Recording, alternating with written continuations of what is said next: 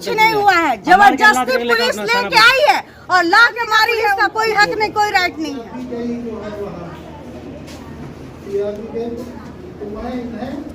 क्या भी रहे हैं, अगर उनको कुछ हो गया तो जो हाथ उठाए ना, जिंदगी भर वो पुलिस कहलाने लायक नहीं रहेगा।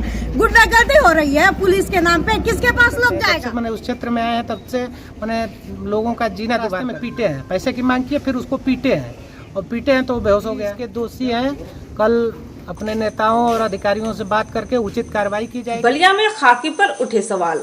उभाव थाने में पुलिस की कथित पिटाई से दुकानदार बेहोश, हालत गंभीर।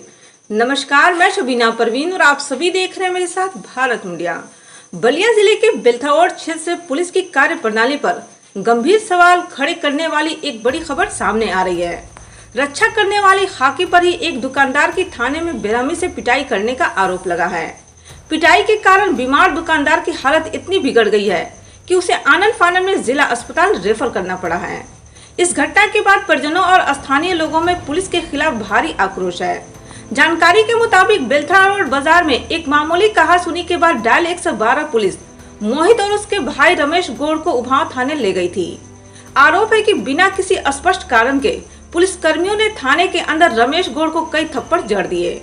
रमेश पिछले 2 साल से ब्लड प्रेशर और पथरी की बीमारी से जूझ रहे हैं। पुलिस की इस कथित बर्बरता से वह मौके पर ही बेहोश होकर घटना से भड़की रमेश की भाभी रीना ने पुलिस को खुली चुनौती देते हुए कहा कि अगर उनके भसुर को कुछ भी हुआ तो हाथ उठाने वाले पुलिसकर्मी पुलिस कहलाने लायक नहीं रहेंगे। उपचार हो जाए, मेडिकल हो जाए, उपचार हो जाए, मेडिकल कोई बात है? क्या हुआ है?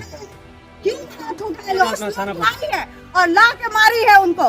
मारने का पुलिस का कोई हक नहीं, कोई राइट नहीं। कुछ नहीं हुआ था, हम लोग जो वहाँ पे कोई विवाद नहीं हुआ था, कुछ भी नहीं हुआ था। मान लीजिए 0 था, वहाँ से लोग लेके आप आए हैं और ला के थाना में हम लोग को कोई लेके नहीं आया। बस मेरा देवर और मेरे भसुर को लेके आया, घर का कोई मेंबर नहीं आया और ला के पुलिस मारी। क्यों पुलिस मारी है? थाना पे कहाँ पे?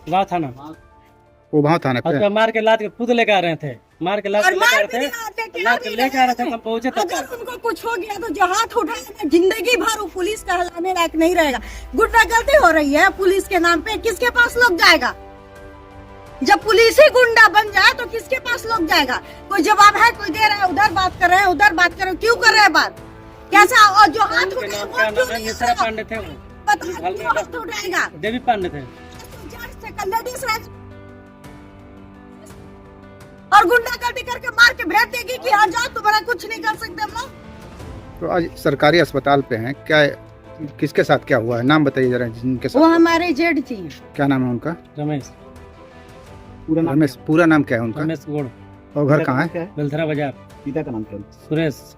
बवाल किसके लिए हुआ, किस चीज के लिए झगड़ा हुआ? ठंडा के लिए हुआ, ठंडा मांगे दे रहे थे, ठीक है, पैसा के लिए फोन पे कर रहा था, तो फोन पे के लिए मांगे, मोबाइल मांगे ना, तो गिर गया, मोबाइल फूट गया।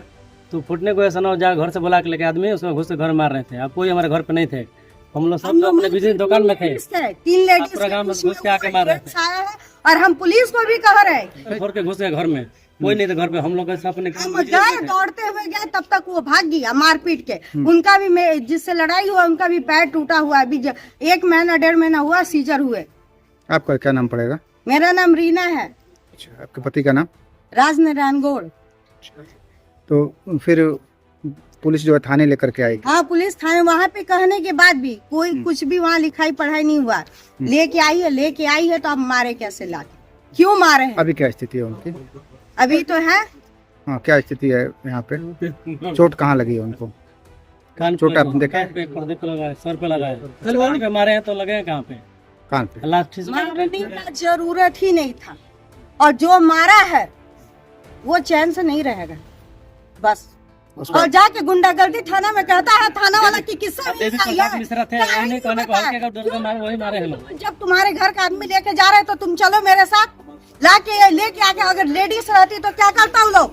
थाना वाला है ना, कहीं क्राइम होता तो थाना पर आदमी जाता है कि चलो पुलिस है, हमको मतलब सेफ्टी मिलेगा, सुरक्षा मिलेगा। और पुलिस का ये सब काम है गुंडागर्दी। पहले देखा जाए। वहीं बीजेपी मंडल अध्यक्ष अरुण तिवारी ने भी लिखित तहरीर देकर दोषी पुलिस कर्मियों पर सख्त कार्रवाई कराने का आश्वासन दिया है। अरुण तिवारी नाम है हमारा, मंडल अध्यक्ष हूँ भाजपा का। आज सीयर सामुदायिक स्वास्थ्य केंद्र में है, क्या घटना हुई थी?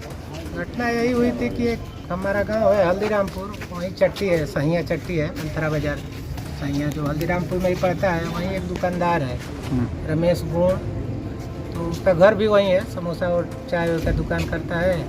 तो उसका एक भाई है जो दुबारी रहता है, तो आज आया हुआ था उसका भाई, तो किसी कोई बारात वरात या किसी के घर रिलेटिव में किसी के यहाँ कुछ और लड़के आए थे।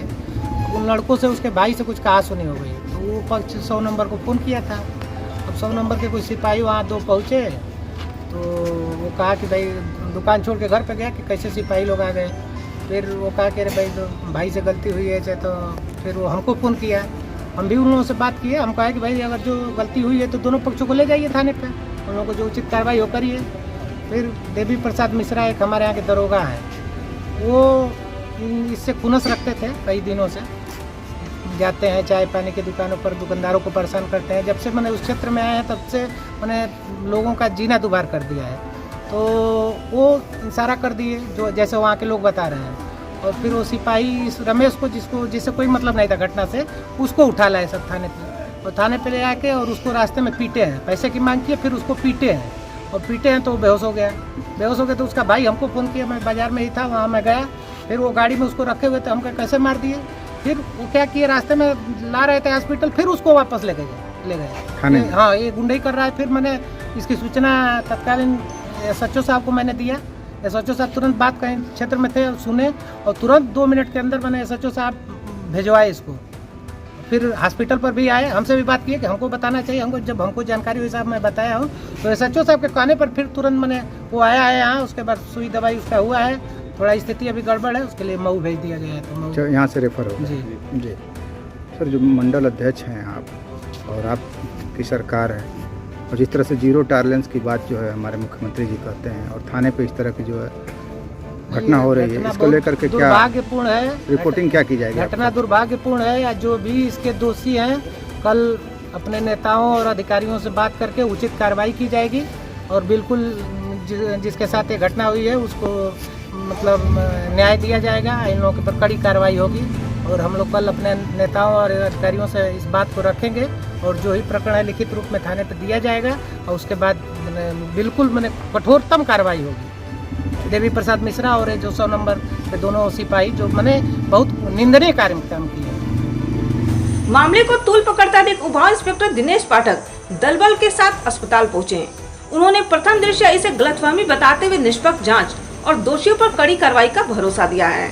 अब देखना यह है कि रक्षक की भक्षक बनने के इस आरोप में पुलिस विभाग अपने दागी कर्मचारियों पर क्या एक्शन लेता है। खबर देखने के लिए धन्यवाद। जय हिंद, जय भारत। आप बने रहिए भारत मीडिया के साथ।